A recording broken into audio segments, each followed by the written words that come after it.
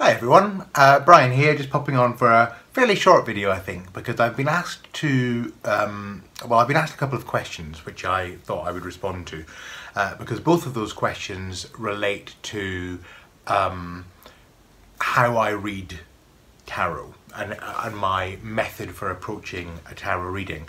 And I think they've been prompted mainly by some of the things that I said in my interview with Simon of Hermit's Cave. I'll post a link to that interview below. A couple of people have contacted me since watching that and saying, can you say a bit more about what you, how you approach a tarot reading, what you do with a tarot reading? Because I think I intimated in that interview, or may have said explicitly in that interview, that I generally don't approach tarot as a predictive tool. And there's a couple of reasons for that.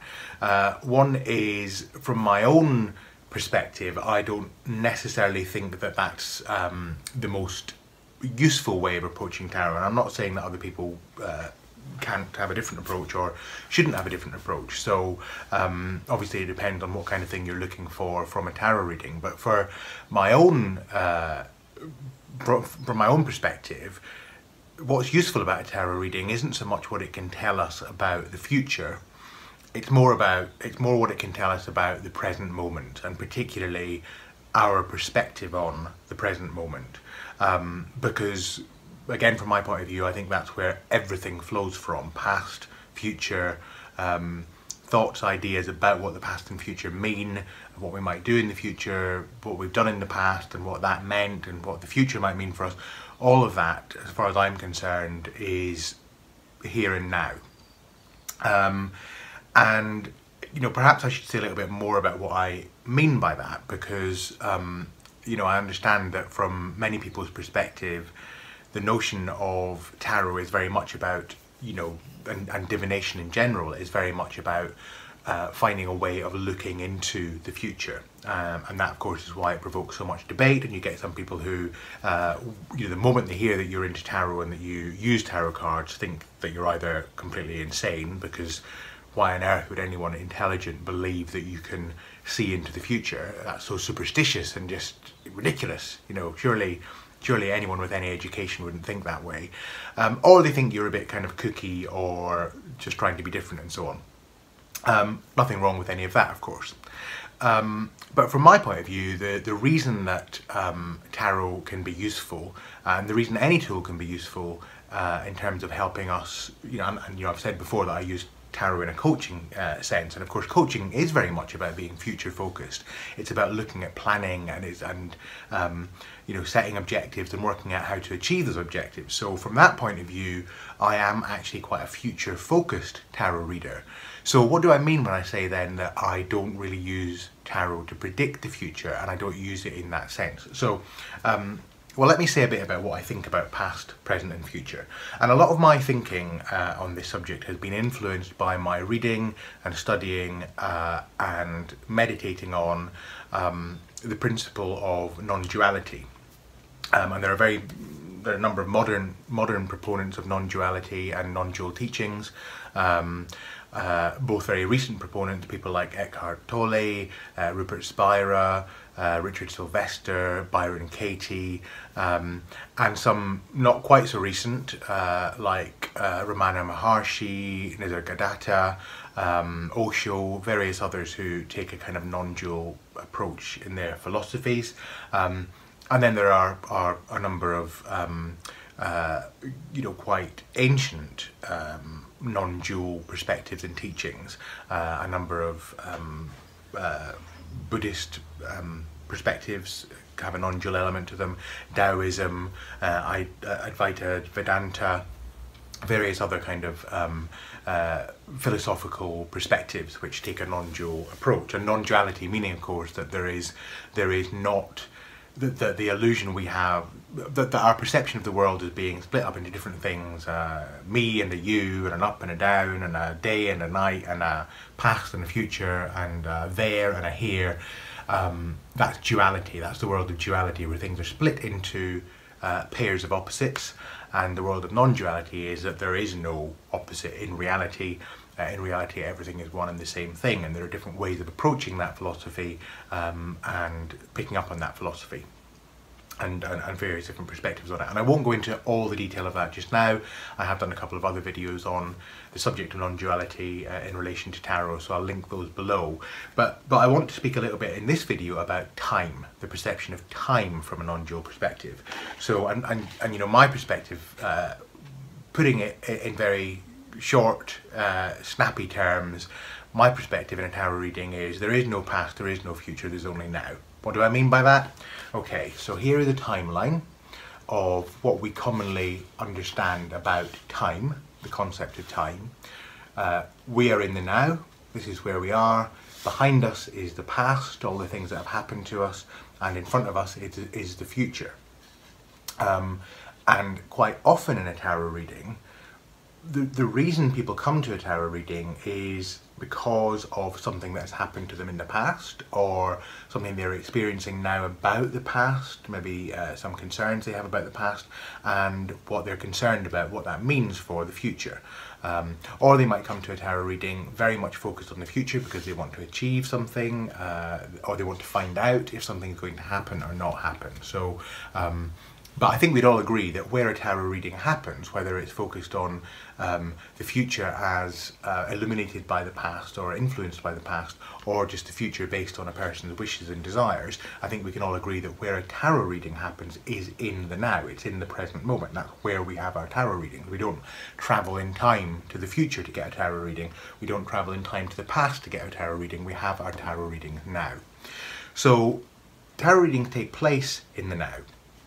And the approach I take to tarot is that we're not particularly looking at the future. What we're looking at is our understanding of what we believe about the future from the now. So when I'm doing a tarot reading, even if I'm doing a tarot reading that uses a spread that includes future positions, like in the Celtic Cross, for example, although it has places on the spread that relate to the future, and I treat them as though they are relating to the future. So we talk about those places in a spread in the context of what does that mean for the future. What I'm interested in, and the way that I work with my clients, is to help them understand what their perception and their perspective on the future means about where they're coming from now. And the reason for that is quite simply that now is where they can do something about it. You know, if they're unhappy about what they perceive as being in the future, if they're confused about what's coming in the future, if they want to have an influence over what's coming in the future, all of that has to happen from now. So at a very practical level, I'm interested in now simply because that is where we are and that's where we can do something about it. But on a slightly more metaphysical level, shall we say, I'm also interested in focusing on the now because I actually I've come to the understanding, belief, if you like, perspective, you know, and you know, to some extent it is a perspective that I'm choosing to take because I'm not in any way claiming that I'm some kind of enlightened non-dual guru. You know, I'm not claiming that I've got that kind of non-dual perspective, but I'm choosing to come from the position that actually the future is not real, and to some extent the past is not real either. Now, what do I mean about that? Because obviously many of you watching this will be thinking, what is he talking about? Of course the future is real. You know, I've got an appointment at the doctor's next Tuesday, and when I go to the doctor next Tuesday, that will prove that the future was real because I'll be at the doctor's and it's next Tuesday. Or they'll be thinking, but of course I've got a past. You know, I've got a photograph album full of photos to prove that I've got a past. Or Facebook album, now that we're in the 21st century. So what do I mean by that? Well, here's partly what I mean. What is the past? The past is something that we are remembering. If you can read this, we are remembering from now. So if you think about your past, it's a memory of what's happened. And where is that memory? Where does that memory exist? It exists in the now. You can't have a memory of the past without having that memory in the now. And the same with the future. The future is an imagination of what's coming. And where do you imagine things? You imagine them in the now. So here's a little bit of a thought experiment. What does that mean then in terms of history books? We pick up a history book and it tells us that certain things have happened. And I'm not saying that these things have not happened. But here's the interesting thing. Where do we where do we experience a history book, and where do we experience our understanding of history? We experience it in the now. So if I read a history book about the Spanish Civil War, I'm experiencing the information about that history in the now as I'm reading the book. And I'm not saying that it didn't happen, I'm just saying that my experience of it is always in the now. And in terms of the future can only be imagined from the now, and very often the imagination about what's happening in the future is informed by our experience of the past, and that's where projection comes in. So we project from our experience of the past in terms of what's going to happen in the future. You know, we have the experience in the past of reaching out and touching a flame and being burned and our hand pulling back and experiencing pain, and that tells us that in the future, if we did the same thing, we would experience the same pain. And some of that obviously is based on physical sensation and instinct, but some of it, in terms of knowing to avoid that flame and heat source, is a projection from the past. Because we've had the experience in the past, we know what's likely to happen in the same circumstances in the future. So where does that projection take place? It takes place now. It takes place in the present moment. So from that perspective, one could argue that the present moment is all there is, and many philosophies do argue this. So some elements of Buddhism, Taoism, Zen, Advaita Vedanta, and modern philosophies, Course in Miracles, the teachings of Eckhart Tolle, Byron Katie, Rupert Spira, Richard Sylvester, Tony Parsons, various other people, and I'll link some of their resources down below because they are fascinating people and interesting to listen to or read. They would actually say that there is nothing other than now. In fact, I've got some quotes from some of them which I'll share with you just so you've got a sense of where some of that comes from. So one of the things that Eckhart Tolle has said, for example, is, here's a quote from his book The Power of Now, which focuses on the now. The clue is in the title. Time isn't precious at all because it's an illusion. What you perceive as precious is not time, but the one point that is out of time, the now. That is precious indeed. The more you are focused on time, past and future, the more you miss the now, the most precious thing there is. And where else he speaks a bit more about this. Nothing has happened in the past. It happened in the now. Nothing will ever happen in the future. It will happen in the now. And what he's simply saying there is that, you know, anything that we worry about in the future, we're only going to experience it in the now, because by the time we get to this imagined future, it is the present moment, it's now. So the point of power, the point of choice, the point of understanding is always now. It's never then, it's always now. A quote from Byron Katie, every thought is in the past. This is from her book, her latest book, Mind at Home with Itself, where she says, it may seem radical to say that not even thoughts exist until you begin to notice that every thought is in the past. Even the present moment is the past as soon as you notice it, and that is obvious to anyone who has spent much time in meditation. So how is a thought possible? It's not. So what she's saying there is that we, many of the things we imagine, many of the things we fear, many of the things we remember, if we really investigate them, we discover that they're either a remembrance of something that's past or a projection of something that's coming, and that always happens in the present moment. And even the present moment, this is where it gets a little bit trippy, even the present moment is the past, because the moment you notice it, it's a memory. So where is the present? And this is where some of the philosophers would say, of course, that this is what shows you that time is an illusion. There is no such thing as the present, there is only eternity, and eternity is not a time-bound thing. In fact, there's a rather good quote from Joseph Campbell, the mythologist, where he says, eternity isn't some later time. Eternity isn't a long time. Eternity has nothing to do with time. Eternity is that dimension of here and now which thinking and time cuts out.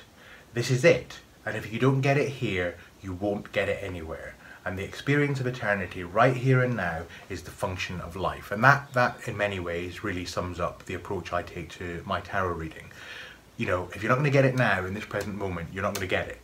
And what we're looking for and what we're looking at is, how can we be connected? How can we make the best choices here and now? Okay. And obviously some of this sounds a bit contradictory, because on the one hand we're talking about now being an illusion, and the past being an illusion, and the future being an illusion. So what on earth are we dealing with? Let's have another look. Well, here's a quote from Rupert Spira, and this is actually an answer that he gave to someone who said, would you please comment on the following statement? Everything that ever has happened is happening, or ever will happen has already happened, and it's happening right now in this present moment. And what he's saying is, this is Rupert Spira's response to this. Simply ask yourself the question, have I ever had, or would it ever be possible to have, an experience that was not now? Is the past or the future ever an actual experience, or is it simply a thought that's occurring now? See that the past and the future are thoughts only. See that we have no experience of a past or a future. We experience a thought about the past or future, but never the past or the future itself. An event, object, person or situation cannot happen in a thought. See likewise that the now is not a moment moving through time. It has no duration. There is no time through which we move. Time is imagined to be real only when we have forgotten our true nature of ever-present awareness and imagined ourselves instead to be limited, located entities. Time and space are born with that thought. There is no present moment. In fact, there are no moments in experience.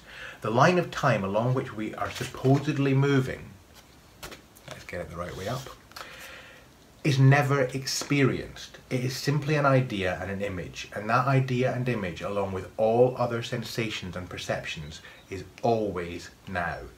In fact, not always now, because there is no always in time, but rather eternally now. There is just this ever-present now, eternity.